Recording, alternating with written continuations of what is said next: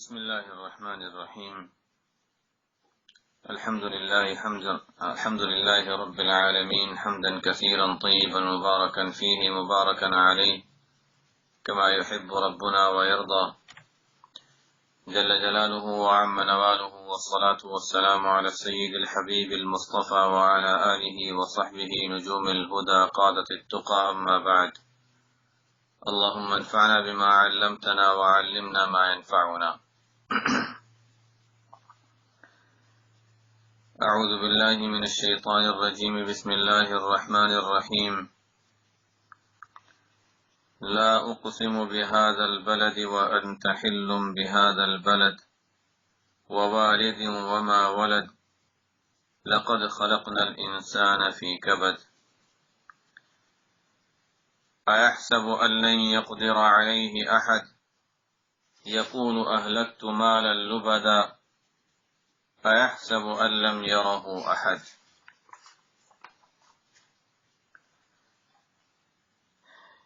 یہ سورت بھی مکیہ سورت ہے. مکہ مکرمہ کے جو احوال تھے ان حالات میں یہ سورت نازل ہوئی، اور اس وقت کے لیے جو خاص تعلیمات تھیں ان کا بھی ذکر ہے. اور قرآن کریم چونکہ قیامت تک کی تعلیم کی، قیامت تک آنے والی امت کی تعلیم کے لیے نازل ہوا ہے، تو اس لیے ہم لوگوں کے لیے بھی، ہمارے زمانے میں بھی ظاہر ہے کہ اس میں بڑے سبق موجود ہیں. بہرحال ہمیں دونوں اعتبار سے اس کو سمجھنا ہے کہ جس وقت یہ صورت نازل ہوئی تھی اس وقت ان کو کیا تعلیم دی گئی، اور ہمیں اس صورت کے اندر اللہ تعالیٰ کیا سبق دے رہے ہیں اور کیا تعلیم دے رہے ہیں. یہ بات تو پہلے بھی آ چکی ہے کہ کسی صورت میں شروع میں جب قسم کھائی جاتی ہے یا درمیان میں کہیں بھی جب قسم آتی ہے، اس کے بعد پھر جواب قسم آتا ہے. جیسے ہم کسی بھی زبان میں جب بولتے ہیں، اردو میں بھی کہتے ہیں کہ میں قسم کھا کر کہتا ہوں، میں اللہ کی قسم کھاتا ہوں. تو یہ اللہ کی قسم کھانا،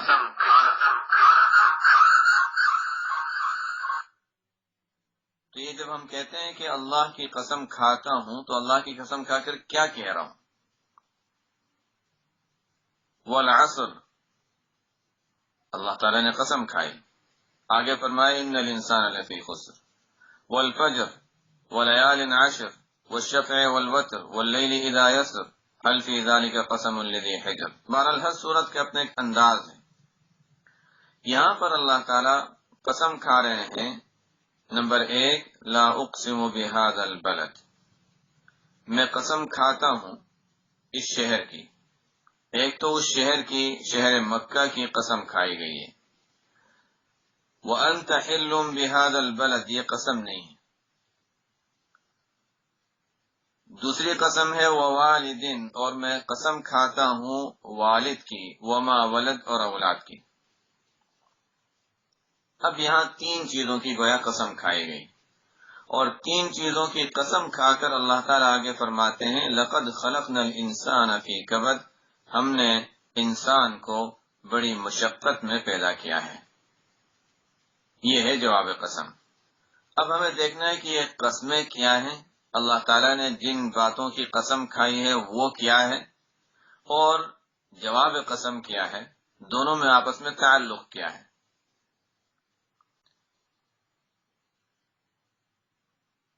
یہاں پر جو جواب قسم ہے کہ انسان کو اللہ تعالیٰ نے مشقت میں پیدا کیا ہے. انسان دنیا میں آتا ہے تو بس مشقت کا سلسلہ شروع ہو جاتا ہے،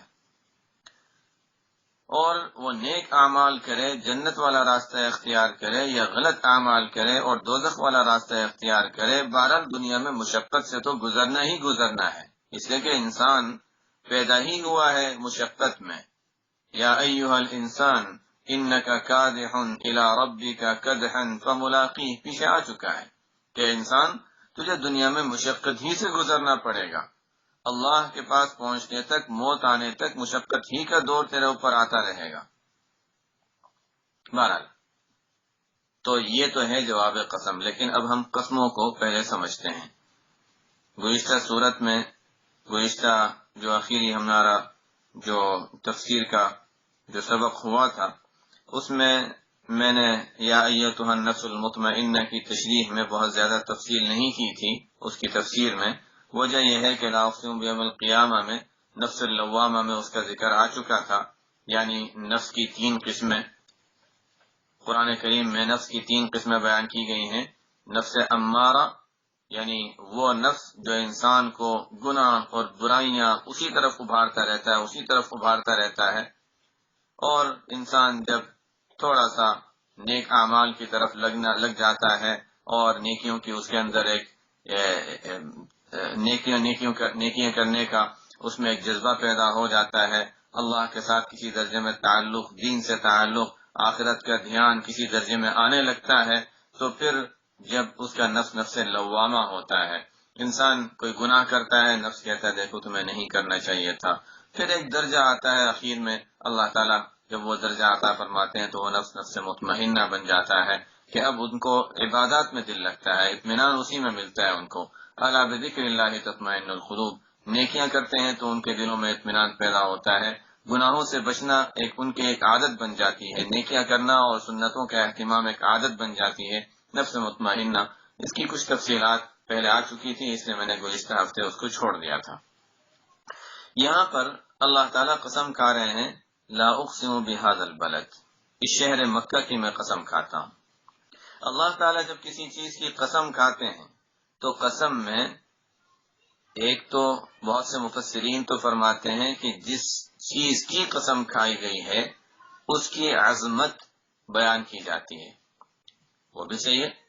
مکہ مکرمہ ایسا شہر ہے جو عظمت والا شہر، اس میں کوئی شک نہیں ہے، اور اللہ تعالیٰ نے اس کو حرمت والا بنایا ہے۔ یوم خلق السماوات والارض، آسمان و زمین کو جب پیدا کیا تو سرزمین مکہ کو اللہ تعالیٰ نے اور کعبہ والی جگہ کو اللہ تعالیٰ نے محترم بنایا۔ کعبہ، کعب ٹخنے کو کہتے ہیں، کعبہ زمین کا وہ حصہ جو ابھرا ہوا، ہو سکتا ہے کہ ہمیشہ سے وہ حصہ ابھرا ہوا ہی ہو، اور اگر ظاہری طور پر ابھرا ہوا نہ ہو تو کوئی چیز جب بلند ہوتی ہے، چاہے جگہ کے اعتبار سے بلند نہ ہو لیکن مرتبے اور مقام کے لحاظ سے جب کوئی چیز بلند ہوتی ہے تو اس کو بھی کعب کہا جاتا ہے، کعبہ۔ تو یہ کعبہ والی جگہ ہمیشہ سے ایک بلند مقام رکھتی تھی، اور وہ زمین کا حصہ بھی ابھرا ہوا تھا۔ فرشتوں نے سب سے پہلے کعبہ کی تعمیر کی، کعبہ بنایا۔ آدم علیہ السلام دنیا میں تشریف لائے تو آدم علیہ السلام کو حکم دیا گیا کہ یہاں کعبہ بنا دو۔ فرشتوں والے کعبے کی اب ضرورت نہیں رہی، اب انسانوں کا زمانہ آیا، انسانوں والی بنائی ہوئی تعمیر اب چلے گی، تو آدم علیہ السلام کو حکم دیا گیا آپ یہاں کعبہ بنائیں۔ ان اول بیت وضع للناس للذی ببکۃ مبارکا وہدی للعالمین، پہلا گھر دنیا کے بت کدوں میں، پہلا وہ گھر خدا کا، یہ پہلا گھر جو زمین پر بنایا گیا۔ ان اول بیت وضع للناس، سب سے پہلا جو سب سے پہلی عبادت کی جگہ جو بنائی گئی وہ کعبہ ہے جو بنایا گیا۔ اس کے ارد گرد لوگ عبادت کے لیے جمع ہوتے، اس کے اندر جاتے تھے، بعد میں پھر اس کی اس طرح تعمیر کی گئی کہ اندر جانے کے لیے اجازتوں کی ضرورت پڑے اور درخواستوں کی ضرورت پڑے، یا خاص لوگوں کو لے جایا جائے تب وہ جا سکیں۔ بہرحال وہ بات کے حالات ہیں۔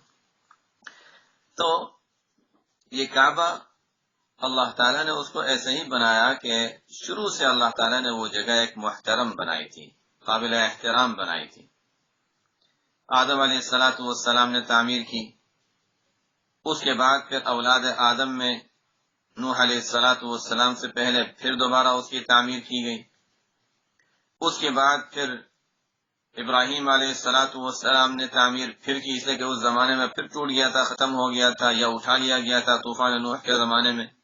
ابراہیم علیہ السلام چوتھے ہیں، پہلی مرتبہ فرشتوں کی تعمیر، پھر آدم علیہ السلام کی تعمیر۔ ایک صحابی نے نبی کریم صلی اللہ علیہ وسلم سے سوال کیا کہ کون سا گھر ہے جو دنیا میں سب سے پہلے بنایا گیا، فرمایا کعبہ، المسجد الحرام. فرمایا اس کے بعد فرمایا المسجد الاقصی. صحابی نے پوچھا کہ درمیان میں کتنا وقفہ تھا؟ فرمایا 40 سال کا. تو پہلے کعبہ اور اس کے ارد گرد کی تھوڑی سی جگہ نماز کے لیے، عبادت کے لیے بنائی گئی تھی. اس کے بعد پھر مسجد اقصی آدم علیہ السلام ہی نے، تاریخ سے معلوم ہوتا ہے، سیرت میں شام وغیرہ میں، جیسا کہ مفسر شراح نے لکھا ہے کہ آدم علیہ السلام ہی نے کعبہ کی تعمیر کی، اور آدم علیہ السلام ہی کے زمانے میں مسجد اقصی کی تعمیر کی بھی بنیاد پڑ گئی تھی. ایک اور بات ضمناً، جب بات چل ہی رہی ہے مکہ مکرمہ کی، تو ایک اور بات بھی ضمنی بات ہے اور تاریخی بات ہے. خیر، کعبہ کو، مکہ مکرمہ کو اللہ تعالیٰ نے جو مقام دیا ہے وہ تو ہے ہی. پوری دنیا کی سرزمین میں سب سے زیادہ فضیلت عبادت کے لحاظ سے اسی جگہ میں ہے.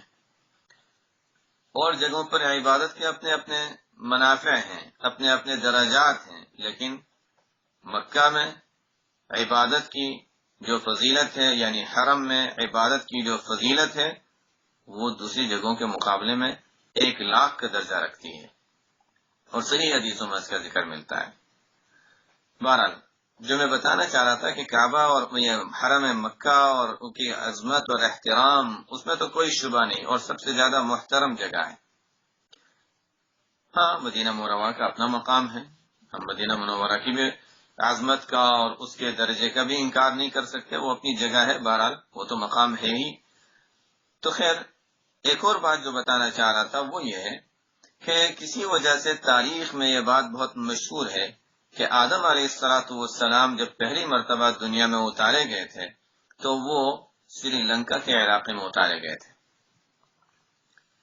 اور چونکہ ہندوستان سے قریب ہے تو کچھ لوگ کہتے ہیں ہندوستان سری لنکا، بہرحال. اور وہاں پر سری لنکا ایک پہاڑی ہے، وہاں پر مشہور ہے کہ یہاں پر آدم علیہ السلام اتارے گئے تھے، اور اس جگہ کو تاریخی لحاظ سے بڑی اہمیت دی جاتی ہے. لیکن اس کو کوئی یقینی طور پر سمجھنا کہ آدم علیہ السلام وہاں اتارے گئے تھے، یا کوئی چلو تاریخی لحاظ سے بھی کوئی مضبوط بات ہو، ایسی کوئی بات نہیں ملتی. اگر دیکھا جائے تو آدم علیہ السلام جیسی شخصیت، دنیا کی عظیم شخصیت، انہی سے پوری نسل انسانی چلی. سب سے پہلے نبی اور رسول ہیں، جنت میں ان کو جگہ ملی، دنیا میں اتارا گیا، عام انسانوں کے نفع ہی کے لیے اتارا گیا کہ انسان اللہ کی معرفت حاصل کرے اور جنت کا راستہ اختیار کرے. تو ان کو اگر اتارا گیا تو ظاہر ہے کوئی ایسی ہی جگہ ہونی چاہیے جو دینی لحاظ سے کوئی معروف جگہ ہے اور قابل عظمت جگہ ہے. اس لیے ہمارے بہت سے علماء فرماتے ہیں کہ آدم علیہ السلام کو ہندوستان یا سری لنکا کے علاقے میں نہیں، بلکہ ان کو اتارا گیا تھا مکہ کے علاقے میں. بہت سے حضرات کے یہی قول ہے، اور بعید نہیں ہے اسے کہ تاریخی لحاظ سے اگر وہ بات ہے تو تاریخی لحاظ سے یہ بات بھی علماء نے لکھی ہے. اس لیے مکہ مکرمہ کو اللہ تعالیٰ نے ایک خاص مقام دیا ہے. پہلے نبی اور پہلے رسول جو اتارے گئے وہ بھی مکہ مکرمہ میں بظاہر تاریخی لحاظ سے، اگرچہ بعضوں نے ہندوستان وغیرہ کا ذکر کیا، اور اخیری نبی سید الرسل والمرسلین بھی جب پیدا ہوئے تو مکہ مکرمہ میں پیدا ہوئے ہیں. ان کے ابتدائی دور مکہ مکرمہ میں گزرا، اور نبوت وہیں سے، وحی کا سلسلہ وہیں پر شروع ہوا غار حرا میں، اور نبوت کے سلسلے کے بعد 13 سال مکہ مکرمہ میں آپ صلی اللہ علیہ وسلم کا قیام رہا. پھر ہجرت فرما کر مدینہ منورہ تشریف لے گئے. حج کے احکام وہیں سے متعلق ہیں، پوری دنیا میں مسلمان اسی طرف رخ کر کے نماز پڑھتے ہیں. تو اس لیے اللہ تعالیٰ فرماتے ہیں لا اقسم بهذا البلد، یہ شہر قابل تعریف ہے، میں اس شہر کی قسم کھاتا ہوں. اور دوسری بات پھر فرمائی وَأَنْتَ حِلٌّ بِهَذَا الْبَلَدِ. اس آیت کے بھی مفسرین نے مختلف معنی بیان کیے ہیں. ایک معنی بڑے عجیب ہیں اور ظاہری الفاظ کے لحاظ سے بہت مناسب بھی معلوم ہوتے ہیں. بعض مفسرین نے فرمایا أَنْتَ حِلٌّ بِهَذَا الْبَلَدِ، دیکھو شہر مکہ امن کی جگہ ہے، وہاں کوئی کسی کو قتل نہیں کرتا. اسلامی احکام آنے سے پہلے بھی جاہلیت کے لوگ بھی وہاں اس جگہ کا احترام کرتے تھے، اور یہ ہم نے تفسیر میں پڑھ لیا تھا سورہ فیل میں، پھر سورہ قریش میں، کہ اصحاب فیل جب انہوں نے کعبہ توڑنے کا ارادہ کیا، ان پر عذاب آیا تھا، اور جب عذاب آیا اس کے بعد سے مکہ والوں کی عظمت لوگوں کے دلوں میں کئی گنا زیادہ ہو گئی۔ اب وہاں کوئی کسی کو مارتا نہیں تھا، وہاں کے درختوں کو توڑا نہیں جاتا تھا، وہاں شکار کو مارا نہیں جاتا تھا، وہاں کسی کو پریشان نہیں کیا جاتا تھا، وہاں کے لوگوں کا ادب و احترام کیا جاتا تھا۔ ان حالات میں اللہ تعالی آپ صلی اللہ علیہ وسلم سے فرماتے ہیں کہ دیکھیے یہ شہر ہے، اتنا حرمت والا مقام ہے، لیکن انت حل بهذا البلد، آپ اس شہر میں حلال ہو گئے۔ ایک معنی یعنی شہر میں ہر ایک دوسرے کا خیال رکھتا ہے، کہ کوئی کسی کو تکلیف نہ پہنچائے، قتل منع ہے، جانوروں کو نہ مارا جائے، گھاس نہ توڑی جائے، اور آپ کو گالیاں بھی دی جا رہی ہیں، آپ کو مارا جا رہا ہے، آپ کو پریشان کیا جا رہا ہے، آپ کے لوگوں کو جو اللہ کا نام لینے والے ہیں ان کو مارا جاتا ہے، اتنا کہ ابوبکر رضی اللہ تعالیٰ عنہ جیسے محترم شخصیت کو ایک مرتبہ کئی مرتبہ اتنا مارا کہ بے ہوش ہو گئے، اور ان کو پھر اٹھا کر لے جایا گیا، اور کتنے صحابہ کو مارا گیا۔ انت حل، آپ اور آپ کے ساتھیوں کو تو گویا اس شہر میں حلال کر دیا گیا، حالانکہ یہ شہر تو حرمت والا تھا۔ تاریخ میں اور سیرت کی کتابوں میں واقعات بھرے پڑے ہیں کہ ان صحابہ کے ساتھ کیا کیا معاملات کیے گئے تھے، جو آپ صلی اللہ علیہ وسلم کے متبعین تھے، صحابہ تھے، ان کے ساتھ کس طرح کی تکلیفیں ان کو پہنچائی گئیں۔ حضرت بلال رضی اللہ تعالی عنہ کو کس طرح گرم ریت پر لٹایا جاتا تھا جہاں پر انسان پیر نہیں رکھ سکتا، وہاں پر ان کے کپڑے نکال کر ان کو گرم ریت پر لٹایا جاتا تھا۔ حضرت مصعب رضی اللہ عنہ غالباً وہی تھے، حضرت مصعب نہیں، حضرت صہیب رضی اللہ عنہ، نام میں مجھے یاد رکھنے میں غلطی ہو رہی ہے، بہرحال انہوں نے ان کو اس طرح لٹایا جاتا تھا کہ آگ کے انگاروں پر ان کو لٹا دیتے تھے، اور آگ کے انگاروں پر جب ان کو لٹاتے تو اس میں سے یعنی آگ کے اوپر وہاں کی گرمی اور آگ کے انگاروں پر لیٹنا، انسان ہاتھ نہیں رکھ سکتا، انگلی نہیں رکھ سکتا، اس پر لٹایا جاتا، وہ تڑپتے ہوں گے، ظاہر ہے اس تڑپ کی حالت میں پھر آہستہ آہستہ اندر سے جب خون نکلتا اور پیپ نکلتا تو اس کی وجہ سے وہ انگارے بجھ جاتے تھے۔ ان کے اخیری عمر تک ان کے پیٹھ پہ اس کے نشانات موجود تھے کہ کسی زمانے میں ان کو جلایا گیا تھا اور ان کو تکلیفیں دی گئی تھی۔ یہ اللہ تعالیٰ فرماتے ہیں انت حل بهذا البلد، حرمت والی جگہ، اور آپ کو تو گویا حلال ہی سمجھا گیا اس شہر میں۔ ایک معنی مفسرین نے جو بیان کیا اس میں ایک معنی یہ ہے۔ دوسرے معنی اس کے جو مشہور ہیں وہ یہ ہے کہ وہ انت حل، حل حلال سے نہیں بلکہ انت حل یعنی آپ اس شہر میں مقیم ہیں، حل حلول سے، آپ اس شہر میں مقیم ہیں۔ مکہ ویسے ہی عظمت والا ہے، مکہ حرمت والی جگہ ہے، لیکن اس کی حرمت پہ جس کو کہتے ہیں اردو میں چار چاند لگ گئے، اس کی حرمت میں اضافہ ہو گیا۔ وہ کیسے کہ آپ بھی اس شہر میں مقیم ہے مکہ، اور مکہ کے اندر پھر آپ کا قیام، آپ کی جیسی عظیم شخصیت کا قیام، تو مکہ کا شہر بھی اس کی وجہ سے اس کی عظمت میں بھی اضافہ ہو گیا۔ حالانکہ مکہ تو مکہ ہے، لیکن پھر بھی آپ صلی اللہ علیہ وسلم کے قیام کی وجہ سے مکہ کی اہمیت بڑھ گئی۔ وَأَنْتَ حِلٌّ بِهَذَا الْبَلَدِ، کہ آپ بھی اس شہر میں مقیم ہیں۔ تو میں آپ اس شہر کی قسم کھاتا ہوں، اور اس شہر کی قسم کھانے کے ساتھ یہ بھی اس میں کمال ہے کہ آپ بھی اس میں رہتے ہیں، تو اس کی عظمت اس کی شرافت میں اور اضافہ ہو گیا۔ دو معنی ہو گئے۔ اس سے آپ صلی اللہ علیہ وسلم کے مقام کا بھی اندازہ ہو سکتا ہے کسی درجے میں، یا کم از کم عند اللہ آپ صلی اللہ علیہ وسلم کا جو مرتبہ تھا کہ اللہ تعالیٰ قسم کھا کر، مکہ کی قسم کھا کر، کعبہ کے علاقے کی قسم کھا کر فرماتے ہیں کہ ہاں اس میں اضافہ اس سے ہو گیا کہ آپ بھی یہاں رہتے ہیں۔ پھر تیسرے معنی بعض مفسرین نے فرمایا کہ حل، انت حل بهذا البلد، آپ کے لیے یہ مکہ حلال ہونے والا ہے، یہ شہر آپ کے لیے حلال ہونے والا ہے۔ یعنی ابھی تو یہ حرمت والی جگہ ہے، کوئی بغیر احرام کے اندر داخل نہیں ہوگا، کوئی وہاں جا کر قتال نہیں کرے گا، لیکن ایک دن آئے گا، یہ وعدہ ہے، ایک دن آئے گا کہ یہ شہر مکہ آپ کے لیے حلال کر دیا جائے گا، جیسے عام شہر ہوتے ہیں اس طرح، جس طرح ابھی آپ کے لیے حلال کر آپ پر لوگ حملہ کرتے ہیں، آپ کو مارتے ہیں، آپ کے ساتھیوں کو تکلیف پہنچاتے ہیں، اسی طرح ایک وقت آئے گا کہ یہ شہر آپ کے لیے حلال کر دیا جائے گا، اس وقت آپ اس میں بغیر احرام کے داخل ہو جائیں گے، اس وقت آپ یہاں پر قتال بھی کر سکیں گے۔ آپ صلی اللہ علیہ وسلم کے لیے یہ وعدہ کر دیا گیا تھا اور وعدہ پورا ہوا۔ یہ شروع مکہ مکرمہ کا دور ہے، وعدہ پورا ہوا تھا سن 8 ہجری میں، رمضان سن 8 ہجری میں مکہ مکرمہ فتح ہوا۔ آپ صلی اللہ علیہ وسلم 10,000 کی فوج لے کر مکہ مکرمہ میں داخل ہوئے۔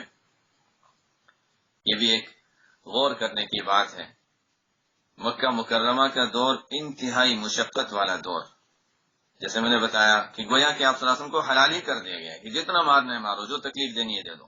صرف قوم کی عصبیت، قومی خاندان کا آپس میں ایک دوسرے کا ڈر تھا، خوف تھا، اس وجہ سے کچھ خیال رکھ لیتے تھے۔ تو مکہ کا دور انتہائی مشقت والا دور، ایک عرصہ اس میں گزر گیا۔ اسلام لانے والوں کی تعداد کوئی بہت زیادہ نہیں تھی۔ مدینہ منورہ کا دور آیا، دارالاسلام ہے، سن 1 ہجری، 2 ہجری، 3، 4، 5، 6، سن 6 ہجری میں آپ صلی اللہ علیہ وسلم عمرہ کے لیے تشریف لے جا رہے ہیں۔ کتنا مجمع تھا؟ تقریباً 1500 کا، 1500 کا مجمع آپ صلی اللہ علیہ وسلم کے ساتھ ہے۔ ٹھیک ہے، اور بھی مسلمان مختلف علاقوں میں ہوں گے، لیکن اس وقت جو بڑا مجمع آپ کے ساتھ بن سکا چند کو چھوڑ کر تقریباً 1500۔ اس کے بعد سن 7 ہجری آپ صلی اللہ علیہ وسلم سن 6 ہجری میں عمرہ نہیں کر سکے، آپ کو روک دیا گیا۔ سن 7 ہجری میں آپ صلی اللہ علیہ وسلم 3 دن کے لیے تشریف لے گئے، عمرہ فرمایا۔ 1 سال گزرا، ابھی سن 6 ہجری میں 1500 کا مجمع ساتھ چلا تھا۔ اور اس کے بعد سن 8 ہجری رمضان کا مہینہ آیا۔ آپ صلی اللہ علیہ وسلم نے اس زمانے میں ظاہر مکہ والوں کے ساتھ جنگ ختم ہو گئی تھی، سن 6 ہجری میں 1500 کا مجمع گیا اور صلح ہو گئی۔ صلح یہ ہو گئی کہ اب ہماری کوئی جنگ نہیں ہوگی۔ ہوا یہ کہ مکہ والوں نے، قریش کے لوگوں نے اس وعدے کی خلاف ورزی کی۔ جب انہوں نے وعدہ کی خلاف ورزی کی، جس کی تفصیلات کتب سیرت میں آتی ہیں، انہوں نے جب وعدے کی خلاف ورزی کی تو گویا کہ عہد تو ٹوٹ گیا، جو عہد نامہ جو تیار ہوا تھا وہ تو ختم ہو گیا، ٹوٹ گیا، اور جب وہ ٹوٹ گیا تو پھر جنگ کی کوئی پابندی نہیں رہی۔ سن 8 ہجری رمضان میں آپ صلی اللہ علیہ وسلم جب تشریف لے گئے تو 10,000 کا مجمع آپ صلی اللہ علیہ وسلم کے ساتھ تھا۔ یہ 2 سال بھی پورے نہیں ہوئے، 2 سال بھی پورے نہیں ہوئے، تقریباً 2 سال۔ سن 6 ہجری میں ذی القعدہ، سن 6 ہجری میں تقریباً 1500 کا مجمع، اور 2 سال تقریباً رمضان کے مہینے میں، 2 سال کے بعد رمضان کے مہینے میں، 2 سال میں نہیں، 2 مہینے کم سمجھ لیں ہم، کہ اتنے عرصے میں 10,000 تک تعداد کیسے پہنچ گئی۔ اللہ تعالیٰ ہمیں یہی سبق دینا چاہ رہے ہیں کہ دیکھو، یہ 2 سال کا عرصہ تقریباً جو تھا یہ امن کا زمانہ تھا، آپس میں مصالحت کا زمانہ تھا، لوگوں نے مسلمانوں کو قریب سے دیکھا، اب اطمینان تھا کہ ایک دوسرے کو کوئی قتل نہیں کرے گا، مارے گا نہیں، مسلمانوں کو قریب سے دیکھا، ان کے معاملات کو، ان کے رہنے سہنے کو، ان کی تجارت کو، ان کے اخلاق کو دیکھا۔ اخلاق کو دیکھ کر ایک بڑا مجمع اسلام میں داخل ہو گیا۔ یہ 2 سال کے عرصے میں، جو اتنے طویل عرصے میں نہیں ہوا تھا۔ پہلے عداوت تھی، اب آہستہ آہستہ دیکھا کہ اچھا ان کی طاقت بڑھ گئی ہے، اچھا اب مصالحت ہو گئی ہے، تو مسلمانوں کو جب قریب سے دیکھنے کا موقع ملا تو ایک بڑی تعداد اسلام میں داخل ہو گئی۔ اور فتح مکہ تو گویا کہ اسلام کے لیے ایک بڑی فتح تھی۔ جب وہ فتح ہوا تو شہر کے شہر اسلام میں داخل ہونے لگے، دور دور کے علاقے سے لوگ آ رہے تھے اور اسلام میں داخل ہو رہے تھے، جس کی اللہ تعالیٰ نے پہلے آپ کو اطلاع دے دی تھی، اذا جاء نصر اللہ والفتح ورأيت الناس يدخلون في دين الله افواجا فسبح بحمد ربك واستغفر۔ تو جماعت در جماعت اسلام میں داخل ہو رہی تھی۔ بہرحال تو شہر مکہ کی عظمت کے باوجود اللہ تعالیٰ اس کی جب قسم کھاتے ہیں تو فرماتے ہیں کہ میں اس شہر کی قسم کھاتا ہوں، اور اس میں مزید بات یہ ہے کہ آپ بھی تو یہاں پر اس شہر میں مقیم ہیں، یا یہ ہے کہ آپ کے لیے بھی یہ شہر حلال ہونے والا، ایک وقت آئے گا کہ آپ کے لیے یہ شہر حلال ہونے والا ہے۔ سن 8 ہجری میں جب آپ صلی اللہ علیہ وسلم کے لیے ایک دن بھی پورا 24 گھنٹے نہیں، ایک دن کے کچھ وقفے کے لیے، کچھ وقت کے لیے، چند گھنٹوں کے لیے آپ کے لیے شہر حلال کیا گیا. آپ نے اعلان فرمایا کہ دیکھو مکہ حرمت والا ہے، بس اس وقت کے لیے میرے لیے حلال کیا گیا تھا، آئندہ کبھی یہ حلال نہیں ہوگا. آئندہ کبھی پھر دوبارہ اس کی حرمت لوٹ گئی. اب آئندہ پھر کبھی بھی یہاں پر جنگ و قتال کی اجازت نہیں ہوگی. وَأَنْتَ حِلٌّ بِهَذَا الْبَلَدِ، آپ کے لیے شہر حلال ہونے والا ہے. آگے قسم کھائی. اب مکہ شہر کی قسم، آگے جواب قسم. اب اس کو بھی سمجھنا تھا. جواب قسم ہے کہ انسان کو ہم نے پیدا کیا مشقت میں.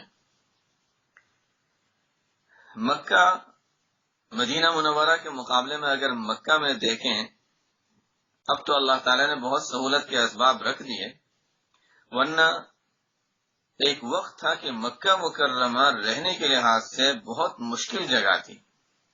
حضرت ابراہیم علیہ السلام نے جب اپنی اہلیہ حضرت ہاجر کو اور بیٹے اسماعیل جو چھوٹے سے بچے تھے ان کو وہاں پر چھوڑا تھا تو کوئی چیز نہیں تھی.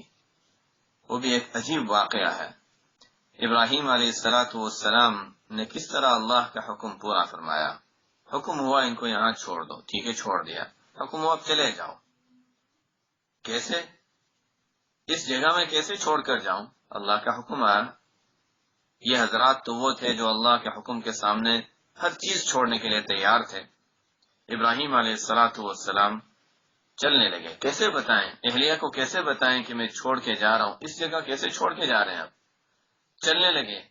وہ بھی تو آخر نبی کی بیوی تھی اور ایک نبی کی ہونے والی ماں تھی، اور آپ صلی اللہ علیہ وسلم کی گویا اوپر ماؤں میں آنے والی تھی. تو حضرت ہاجر نے پھر حضرت ابراہیم علیہ السلام سے پوچھا کیا اللہ تعالیٰ کا حکم ہے اس لیے آپ ہمیں چھوڑ کے جا رہے ہیں؟ ابراہیم علیہ السلام نے فرمایا کہ ہاں اللہ کا حکم ہے. بس وہ بھی ایسی تھی، اسی ہمت والی کہ اچھا اللہ کا حکم ہے تب اللہ ہمیں ضائع نہیں کرے گا، آپ فکر نہ کیجیے، آپ اطمینان سے جائیں. پہاڑی علاقہ، نہ پانی نہ پیداوار، کوئی چیز نہیں، لیکن وہ ایک عورت تھی جن کی اتنی بڑی ہمت کہ انہوں نے کہا نہیں، جب اللہ کی طرف سے یہ حکم ہے تو اللہ تعالیٰ ہمیں ضائع نہیں کرے گا. ہمارے لیے بڑا سبق ہے کہ شریعت کے ایک حکم پورا کرنے کے لیے ہم سوچتے ہیں اچھا نہیں چلو کوئی گنجائش نکل آئے، یہ چلو ٹھیک ہے کوئی بات نہیں، ضرورت میں تو ناجائز کام کر لینا بھی جائز ہو جاتا ہے. اور وہاں پر یہ تھا نہیں، اللہ کا حکم ہے تو اللہ تعالیٰ ہمیں ضائع نہیں کرے گا. ابراہیم علیہ السلام آگے تو چلے گئے، لیکن تھوڑا آگے جا کر ظاہر ہے شوہر ہیں، والد ہیں، بچہ چھوٹا اس کو چھوڑ کے جا رہے ہیں. اللہ تعالیٰ سے دعا کی کہ یا اللہ ربنا انی اسکنت من ذریتی بواد غیر ذی زرع عند بیتک المحرم ربنا لیقیموا الصلاۃ. اے اللہ میں نے اپنی ذریت کو یہاں چھوڑا ہے، لیکن یہ جگہ ایسی ہے کہ کوئی پیداوار نہیں ہے، یہاں پر غیر ذی زرع کوئی پیداوار نہیں، کچھ بھی نہیں ہے، لیکن بس تیرے نام پہ چھوڑ کے جا رہا ہوں. اللہ تعالیٰ نے پھر وہاں پر خیر ان کو آباد کیا، سہولت کے انتظامات کیے، لیکن پھر بھی مکہ پورا پہاڑی، وہاں پر کوئی پیداوار نہیں ہوتی تھی. اب آہستہ آہستہ انہوں نے کوشش کی ہے اچھا کچھ باغات لگائے، ظاہر محنتیں کرتے ہیں، کوششیں کرتے ہیں. اللہ تعالیٰ نے زمین کو بنایا ایسا ہے ذلولاً کہ جہاں پہاڑی علاقہ ہے اچھا وہاں اوپر سے مٹی ڈال کے وہاں پیدا یعنی ایسی بنا دی کہ پیداوار وہاں اگائی جا سکے، لوگ چیزیں اگا لیتے ہیں، لیکن اصل کے لحاظ سے وہاں مشقت والی جگہ ہے. تو لقد خلقنا الانسان فی کبد کے ساتھ اس طریقے سے اس کا جوڑ بھی ہے، اور بھی اس میں تفصیلات مفسرین نے لکھی ہیں. آگے ہے وَأَنْتَ حِلٌّ بِهَذَا الْبَلَدِ وَوَالِدٍ وَمَا وَلَدَ. اور قسم ہے والد کی اولاد کی. کون والد کون اولاد؟ بعض نے فرمایا کہ آدم علیہ السلام اور ان کی نسل، قسم ہے والد اور اولاد کی. بعض مفسرین فرماتے ہیں کہ ابراہیم علیہ السلام اور ان کی ذریت مراد ہے. بعض نے عام لیا والد وما ولد، ہر والد ہر اولاد،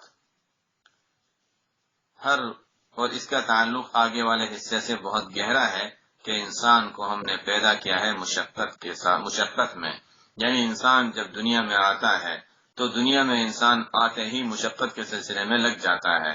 وہ والد اس کا ہوگا تو والد کو فکر ہوگی کہ اچھا اس کے لیے سہولت کے انتظامات ہوں، اس کے لیے آسانی کی کچھ کوششیں کرتا ہے۔ ماں ہے وہ بھی والد جنتی ہے، جس سے باپ بھی آ گیا اس میں اور ہر جننے والا آ گیا، تو لفظی ترجمے کے اعتبار سے ماں بھی تو والد ہوتی ہے جو جنتی ہے۔ بہرحال عموم میں ہر وہ جو کسی کو جنے اور جو جنا گیا۔ بہرحال باپ ماں یہ سب کے سب گویا کہ اپنی اولاد کے لیے تو مشقت اٹھانے کے لیے اور ہر طرح کی مشقت برداشت کرنے کے لیے تیار ہوتے ہیں۔ بچہ ہے، اس کو کوئی ضرورت پیش آ گئی، ماں باپ اس کے لیے اپنی ہر مشقت کو برداشت کر کے اس کو راحت پہنچانے کی کوشش کرتے ہیں، اور اس میں ظاہر ہے کوئی شک نہیں کہ ماں کا درجہ بہت آگے ہے کہ وہ اس کو ہر طرح کی راحت پہنچانے کی کوشش کرے گی، اپنی پوری گویا کہ اپنے اوقات کو، اپنی تمام ہر چیز کو اس کے لیے وقف کر دیتی ہے۔ ووالد وما ولد۔ خیر اس سے آدم علیہ السلام اور ان کی نسل مراد ہو، یا اس سے ابراہیم علیہ السلام اور ان کی ذریت، اس لیے کہ ابراہیم علیہ السلام کی ذریت میں اللہ نے بڑی برکت رکھی، بنی اسرائیل، انبیاء بنی اسرائیل پورے ایک طرف، پھر ابراہیم علیہ السلام کے دوسری طرف اگر دیکھیں اسماعیل علیہ السلام، ان کی نسل پوری ایک طرف۔ بعضوں نے کہا کہ نہیں، صرف اسماعیل علیہ السلام اور ان کی ذریت جو قریش اور یہ پورا عرب کے جو اس طرف کے علاقے میں جتنے لوگ آباد وہ مراد ہیں، لیکن واللہ عالم ہم عام ہی لے لیں، ہر والد اور اولاد، یا آدم علیہ السلام اور ان کی ذریت مراد لے لیں۔ لقد خلقنا الانسان فی کبد، بلا شبہ ہم نے انسان کو مشقت میں پیدا کیا۔ انسان کو مشقت میں پیدا کیا یعنی انسان دنیا میں آتا ہے تو آتے ہی مشقت کا سلسلہ شروع ہو جاتا ہے، آتے ہی مشقت کا سلسلہ شروع ہو جاتا ہے۔ دنیا میں آیا،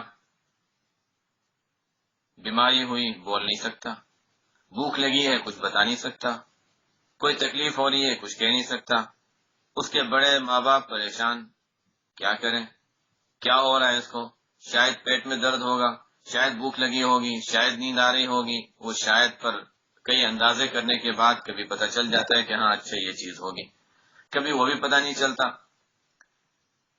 تو یہ بچہ شروع میں جب دنیا میں آتا ہے تو خود بھی مشقت میں ہوتا ہے، اس کے والدین بھی مشقت میں ہوتے ہیں۔ خلقنا الانسان فی کبد، بڑا ہوا، تھوڑا سا عمر بڑھنے لگی، اچھا اب کچھ تعلیم حاصل کرنی ہے، کچھ پڑھنا ہے، اس کی مشقت، اور آگے بڑھتا ہے، اچھا اب جوانی کے دور سے گزر رہا ہے، اس کی اپنی مشقت، وہ کچھ کرنا چاہتا ہے، والدین منع کرتے ہیں، والدین بہتری کی طرف لانا چاہتے ہیں، وہ برائی کی طرف جانا چاہتا ہے، وہ مشقت، اگر خود اپنے طور سے اس کو شوق ہوتا ہے نیکیوں کا تب بھی اپنے نفس سے مقابلہ کرتا ہے، وہ مشقت۔ بہرحال دنیا میں انسان مشقتوں سے گزرتا ہی رہتا ہے، نیک اعمال کرے گا تب بھی مشقت سے گزرے گا، برے اعمال کرے گا تب بھی مشقت سے گزرے گا، اور آخر ان تمام مشقتوں سے گزرنے کے بعد پھر اخیر میں جا کر موت کی مشقت آتی ہے، اور موت کی مشقت کے بعد اگر وہ مؤمن تھا، مؤمن کامل تھا، تو پھر اب اس کے لیے راحت کا وقت آیا ہے۔ تحفۃ المؤمن الموت، مؤمن کے لیے موت ایک بڑا تحفہ ہے، لیکن اگر وہ نیک اعمال کر کے نہیں آیا، اس نے جو دنیا میں وقت گزارا نیک اعمال کے ساتھ نہیں گزارا، تو اب اس کا جو آگے وقت آ رہا ہے وہ آگے مزید مشقت پر مشقت، ہمیشہ کی مشقت، فی نار جہنم خالدین فیہا ابدا۔ تو انسان تو بہرحال مشقت ہی میں ہے، دنیا میں مشقت اٹھا لے کچھ وقت کے لیے تو آخرت میں ہمیشہ کی راحت سے وہ گزر سکتا ہے، اور اگر دنیا میں کچھ وقت آرام کر لے گا تو مشقت آرام تو نہیں ملنے والا، مشقت ہی سے گزرنا ہے اس کو، چاہے دنیا کمانے میں، اس کے لیے تعلیم حاصل کرنے میں، اور کچھ لوگوں کو خوش کرنے میں، جن مشقتوں سے گزرے گا، کمانے میں، گھر کے لڑائی جھگڑے ہیں، گھر کی پریشانیاں ہیں، کہیں پر موت آ گئی ہے، کہیں کوئی پریشانی آ گئی، دنیا میں تو پریشانیاں آتی ہی رہتی ہیں، تو دنیا کا تھوڑا وقت انسان مشقت کے ساتھ اللہ کو راضی کر لے، وہ بہتر ہے بجائے اس کے کہ مشقت کے ساتھ اللہ کو ناراض کرے اور مرنے کے بعد بھی ہمیشہ کی مشقت میں پڑے۔ یہ اللہ تعالیٰ فرما رہے لقد خلقنا الانسان فی کبد۔ جب انسان واقعی مشقت ہی سے گزرتا ہے تو پھر اللہ تعالیٰ ایک سوال کر رہے ہیں، اَيَحْسَبُ أَن لَّن يَقْدِرَ عَلَيْهِ أَحَدٌ، اَيَحْسَبُ أَن لَّن يَقْدِرَ عَلَيْهِ أَحَدٌ، انسان باوجود یہ کہ مشقت سے گزرتا ہے، کیا اس کا خیال یہ ہے کہ کسی کو اس پر قدرت نہیں ہے، کوئی اس کو پکڑ نہیں سکتا؟ اَيَحْسَبُ أَن لَّن يَقْدِرَ عَلَيْهِ أَحَدٌ، ظاہر ہے کہ انسان کو جب بیماری آئی تو یہ احساس تو ہو جاتا ہے، اللہ تعالیٰ یاد دلا رہے ہیں کہ دیکھو کوئی ہے جو تمہیں پکڑ بھی سکتا ہے۔ فلانا کام کرنے والے تھے، نہیں پیروں میں درد ہو گیا، آپ نہیں کر سکتے۔ کوئی کام کرنا تھا، بخار ہو گیا، دست ہو گئے، سر کا درد ہو گیا، کام میں رکاوٹ آ گئی۔ اللہ تعالیٰ یہ بتا رہے ہیں کہ دیکھو صرف تم جو کہتے ہو کہ میں یہ کر لوں گا تو تمہارے کہنے سے نہیں ہوتا، اللہ تعالیٰ چاہے گا، وما تشاءون الا ان یشاء اللہ رب العالمین۔ کوئی کام نہیں کر سکتے، چاہنا بھی اللہ کی طرف سے ہوتا ہے، کرنا بھی اللہ کی طرف سے ہوتا ہے۔ تو اب رکاوٹ جب اللہ کی طرف سے آتی ہے، انسان کو یاد دلاتی ہے کہ دیکھو یہ کام تم نہیں کر سکے، اس کا مطلب ہے کہ تمہارے اوپر کوئی طاقت ہے جو تمہیں روک رہی ہے۔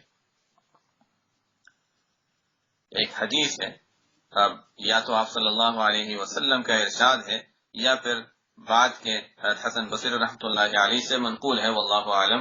بہرحال ایک اہم قول ہے جو منقول ہے کہ اگر تین چیزیں نہ ہوتی، انسان کو اگر تین چیزیں حاصل نہ ہوتی، لولا ثلاث ما طأطأ ابن آدم رأسه، اگر تین چیزیں نہ ہوتی تو انسان اپنی گردن نہ جھکاتا، اللہ کے سامنے جھکتا نہیں۔ اللہ تعالیٰ ان چیزوں کے ذریعے سے انسان کو یاد دلاتے ہیں کہ دیکھو تمہارے اوپر کوئی طاقت ہے، تم طاقتور نہیں ہو، تم کمزور ہو۔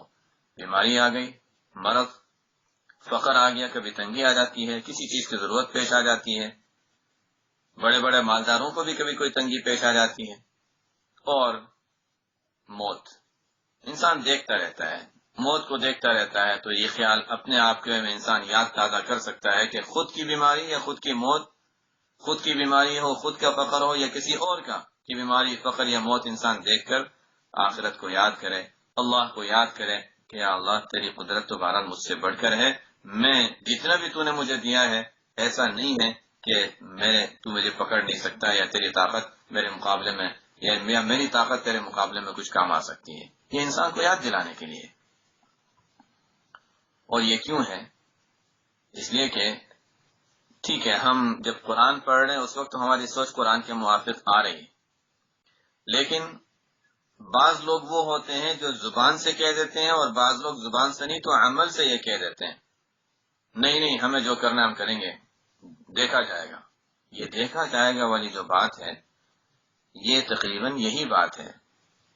انسان جب کوئی گناہ کرتا ہے، کسی پر زیادتی کرتا ہے، اس پر توبہ کی اس کو توفیق نہیں ہو رہی، جس کو تکلیف پہنچائے اس سے معافی مانگنے کی توفیق نہیں ہو رہی، نہیں کون کیا کر سکتا ہے میرا، یہ گویا کہ چاہے زبان سے نہ بھی ادا کرے یہ الفاظ، تو اپنے عمل سے گویا یہ کہہ رہا ہے کہ نہیں مجھے کچھ نہیں ہونے والا۔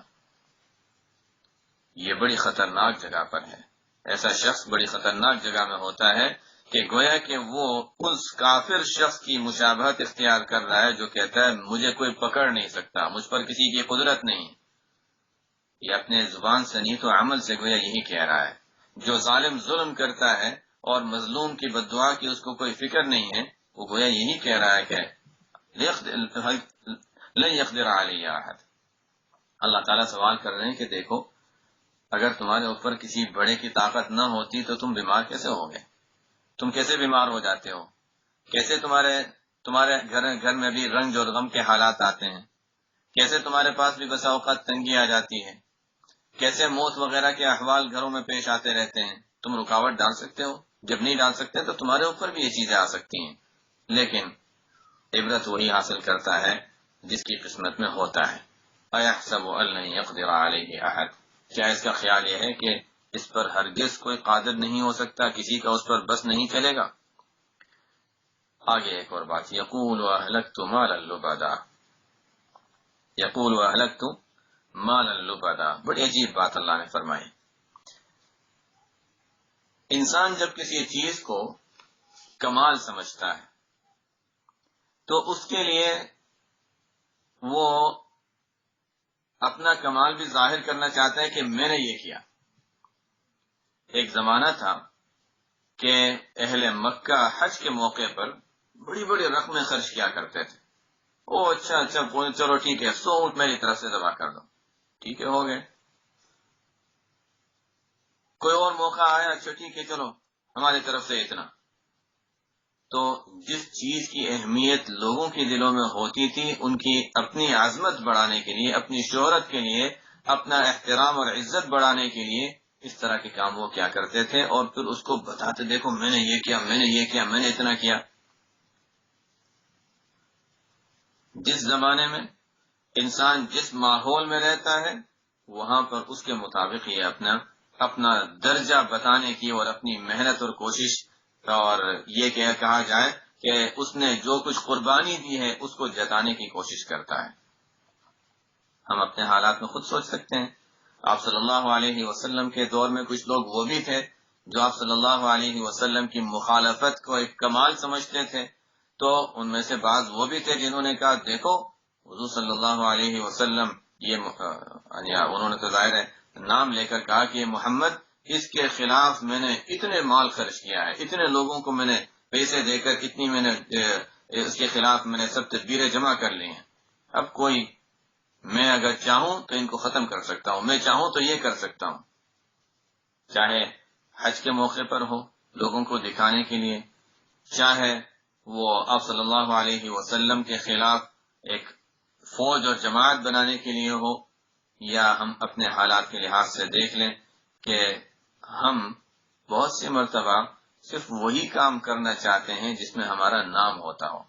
انسان کا ایک شوق ہوتا ہے، انسان کے اندر ایک شوق رکھا ہوا ہے کہ لوگ جہاں مجھے دیکھیں، جہاں پر میری شہرت ہو، جہاں پر لوگ یہ دیکھیں کہ میں کر رہا ہوں تو وہاں میں کرنے کے لیے خوشی سے آگے بڑھوں گا. لیکن جہاں پر کام تو ہے لیکن نام نہیں ہوگا، کام ہے لیکن نام نہیں ہوگا، وہاں انسان پیچھے ہٹ جاتا ہے. یہ صحیح اور غلط، حق اور باطل کی پہچان کے لیے ایک بہت بڑی علامت ہے. یہ زبان سے نہیں کہہ رہا ہے کہ میں نے بہت کچھ خرچ کیا، میں نے بہت قربانی دی، لیکن وہ دیکھتا ہے کہ نام کہاں ہو رہا ہے. فلانا کام کروں گا، لوگ کہیں گے اچھا وہ واہ واہ ماشاء اللہ یہ کیا، اچھا آپ نے یہ کیا، اچھا آپ نے یہ کیا. تو وہاں انسان خوب شوق سے دل لگا کر محنت کرتا ہے. جہاں محنت کرتے کرتے کوئی کبھی تذکرہ ہی نہیں کرے گا، کوئی نام ہی نہیں لے گا، ٹھیک ہے ہو رہا ہے سب مل کے کر رہے ہیں، تو وہاں پر انسان پیچھے ہٹتا ہے کہ نہیں نام تو ہونے والا ہے نہیں. یہ انسان کی کمزوری ہے، یہ انسان کی کمزوری ہے. ہر شخص اپنے نام کے لیے، دنیا بھر میں حالات ہم دیکھ لیں، کہیں پر کچھ بن رہا ہے، کہیں پر کچھ بن رہا ہے. ہر ایک اپنے اپنے ماحول کے لحاظ سے، جن کا جیسا منصب جس ماحول میں وہ رہتے ہیں وہاں پر اپنا نام کرتے ہیں. بعض علاقے وہ ہیں جہاں پر زمین میں نام لکھ کر لگایا جاتا ہے کہ یہ فلاں شخص کا نام، اس کے لیے وہ قابل احترام سمجھا جاتا ہے کہ ہاں اس کا نام یہاں زمین پر لگایا گیا ہے. یہ فلاں مووی کا یہ ہے تو اس کا نام زمین پر لوگ اس کے ناموں پر پیر رکھیں، اس کو توہین نہیں، اس کا اعزاز سمجھتے ہیں. تو ہر ایک کا اعزاز اپنے اپنی سوچ کے لحاظ سے ہوتا ہے. کوئی کہتا ہے دیکھو فلانی جگہ پر جو مسجد بنی ہے اس میں میں نے اتنے لاکھ دیے ہیں، یقول اہلکت مالا لبدا. تو اگر اس نے اللہ کے لیے دیے تھے تو اس کو بتانے کی ضرورت نہیں تھی، اس لیے کہ اللہ تعالیٰ کو معلوم ہے. اور اگر اس نے اللہ کے لیے نہیں دیے تھے تو اس کا دینا ضائع گیا، لوگوں کو بتا رہا ہے. اور اس میں بھی پھر اس میں بھی بہت سے وہ ہوتے ہیں جن کے بارے میں قرآن کہتا ہے یحبون ان یحمدوا بما لم یفعلوا. یہاں پر وہ لوگ ہیں، وہ لوگ بھی مراد ہیں. انسان بسا اوقات کرتا نہیں ہے لیکن چاہتا ہے کہ لوگ اس کی تعریف کریں، او اس نے یہ کیا. اہل مکہ میں اس طرح کے واقعات بھی ملتے ہیں. جب یہ آیات نازل ہوئی پورا اللہ تعالیٰ نے سب سبق ہمیں دے دیے. اہل مکہ میں اس کا واقعہ بھی ملتا ہے، خرچ تو اتنا زیادہ نہیں کیا تھا، چاہے اچھے راستے میں ہو، خرچ اتنا زیادہ نہیں کیا تھا، لیکن بتا رہے تھے مثلا خرچ کیا ہے 1000 اور بتا رہا ہے کہ میں نے 10,000 خرچ کیے. یہ یحبون ان یحمدوا بما لم یفعلوا. خرچ کم کیا اور نمبر زیادہ بتا رہا ہے. تھوڑا وقت لگایا قربانی دینے میں اللہ کے راستے میں، بتا رہا ہے کہ میں نے تو اتنا عرصہ قربانی دی ہے. یا خود نہیں بتا رہا، لوگ تعریف کر رہے ہیں، بھی خاموشی سے سن رہا ہے کہ ہاں ہاں چلو لوگ تعریف کر رہے ہیں کرنے دو. یحبون ان یحمدوا بما لم یفعلوا، یہ یقول اہلکت مالا لبدا. تو بہرحال انسان جب کوئی اللہ کے لیے جب کوئی کام کرتا ہے تو اس کو بتانے کی نہیں ضرورت ہوتی کہ میں نے یہ کام کیا ہے، یا لوگوں کے نام اور نام لینے کی نہیں ضرورت ہوتی کہ اچھا لوگ میرا تذکرہ کریں، لوگوں کے یہاں میرا نام ہو۔ جیسے آج کل کا ایک یہی طریقہ ہے کہ جو کام کرے گا اس میں دیکھے گا نام ہوگا یا نہیں، اگر نام ہو تو اچھا ہم کرنے کے لیے تیار ہیں، نام نہ ہو تو ہم پیچھے ہٹ جاتے ہیں۔ یہی ہے جس کو اللہ تعالیٰ منع فرماتے ہیں کہ دیکھو اس سے بچو۔ یقول اہلکت مالا لبدا، انسان کہتا ہے کہ دیکھو اتنا سارا مال میں خرچ کر چکا ہوں، ایحسب ان لم یرہ احد، اللہ تعالیٰ سوال کر رہے ہیں، ایحسب ان لم یرہ احد، انسان دنیا میں جو مال خرچ کرتا ہے، قربانی دیتا ہے، اس سے کیا ملتا ہے اس کو؟ یا اس کو اس کے بدلے میں کوئی اور اس سے بڑھ کر کوئی دنیاوی نفع قیمتی کوئی چیز مل جاتی ہے، لیکن عام طور پر مال خرچ کرنے کے بدلے میں انسان اپنی عزت و شہرت لینا چاہتا ہے۔ لیکن یہ عزت و شہرت دنیا میں کسی حد تک انسان کو مل بھی جاتی ہے مال خرچ کر کے، اور بسا اوقات یحبون ان یحمدوا بما لم یفعلوا، جو نہیں کیا اس پر تعریف کے ذریعے سے بھی اپنی شہرت کرا کے لوگوں میں اپنے آپ کو مشہور کر کے بھی انسان بہت کچھ حاصل کر لیتا ہے، عزت شہرت مل جاتی ہے تو پھر مال بھی خوب ملتا ہے، لیکن یہ دنیا کے حد تک ہے، آنکھیں بند ہونے تک ہے۔ جیسے ہی آنکھیں بند ہوں گی، حدیث میں آتا ہے ولا ينفع، حدیث میں آپ صلی اللہ علیہ وسلم نے ہمیں دعا سکھائی ہے کہ دیکھو اس میں ہے ولا ينفع ذا الجد منك الجد، بخاری شریف وغیرہ کی روایت ہے کہ اے اللہ تیرے یہاں کسی مرتبے والا، کوئی بزرگی والا، کوئی عزت اور مقام رکھنے والا، اس کے کوئی مقام تیرے یہاں کوئی حیثیت نہیں رکھتا۔ ولا ينفع ذا الجد منك الجد، کسی بڑے مرتبے والے یا بزرگی والے کو تیرے پاس اس کی بزرگی نفع نہیں دینے والی، ہاں تیرے یہاں اگر اس کی قبولیت ہے تو پھر تیری رضا اس کو کام آئے گی، تیری قبولیت اس کو کام آئے گی، ورنہ دنیا کا منصب، دنیا کا مرتبہ کچھ کام آنے والا نہیں۔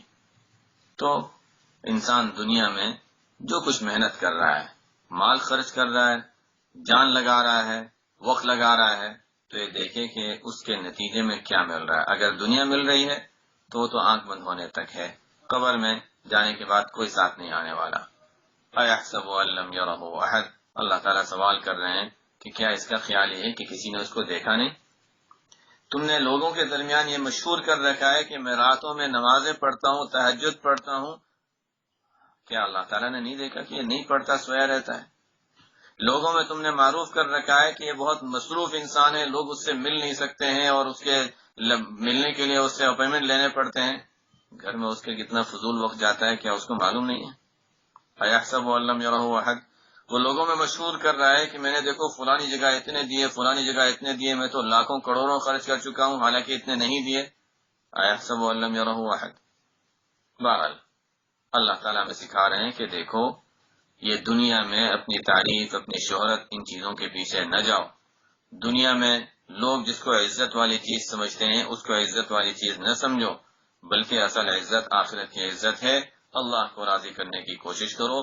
پھر اگلی آیات میں اللہ تعالیٰ صاف صاف انہی باتوں کی طرف لے جا رہے ہیں، الم نجعل لہ عینین سے، یہاں سے انشاءاللہ ہم آئندہ ہفتے پڑھیں گے۔ ان آیات میں ہمیں جو سبق دیا گیا بنیادی، ایک تو آپ صلی اللہ علیہ وسلم کا مقام، ہمیں شکر ادا کرنا چاہیے، الحمدللہ اللہ کا بڑا احسان ہے کہ اللہ تعالیٰ نے ہمیں اس نبی کا امتی بنایا جس کو اللہ تعالیٰ بھی فرماتے ہیں انت حل بہذا البلد، کہ آپ اس شہر میں رہتے ہیں، اس لیے میں اس شہر کی قسم کھا رہا ہوں۔ تو آپ صلی اللہ علیہ وسلم کو جو مقام دیا، اللہ تعالیٰ نے ہمیں ان کی امت میں بنایا، ہمارے لیے بڑے اعزاز کی چیز ہے، لیکن وہ اعزاز ہمارے لیے اعزاز کی چیز تو ہے، لیکن وہ ہمارے کام اس وقت آئے گی جبکہ ہم اس کی قدر کریں، آپ صلی اللہ علیہ وسلم کے طریقوں کو اپنی زندگی میں اختیار کریں۔